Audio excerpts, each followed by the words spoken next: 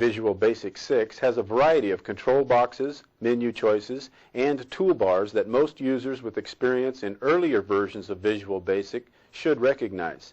However, to new users, this crowd of controls can be somewhat confusing. Let's examine the Visual Basic programming environment and find out what these tools are used for.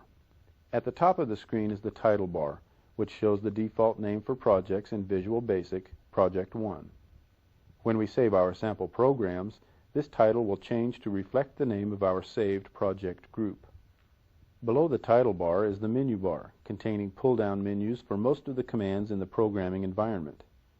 Notice that each menu on the bar contains an underlined letter, which allows us to access the pull-down menu by holding down the Alt key and pressing that letter. Let's try it. We press and hold down the Alt key, press the letter V on the keyboard, and see the View menu appear. We release the Alt key and notice that within the menu, each command has an underlined letter for keyboard access. These letters allow us to execute commands much quicker than using the mouse and are called accelerators or keyboard shortcuts. Some commands in the menu also have a triangle to the right of the command name, which indicates a flyout menu with more choices beneath the main menu. For example, we press the letter Z on the keyboard and see the Zoom submenu appear. We can also move up and down within a menu by using the up and down arrow keys, as well as using the Escape key to back out of the menus one level at a time. Beneath the menu bar is the standard toolbar, which contains commonly used commands for quick access with the mouse. Aside from the standard cut, copy, paste, and save icons, we can add a form to our project, enter the menu editor, or bring any of the main toolboxes to the forefront of the screen by clicking their icons in the toolbar.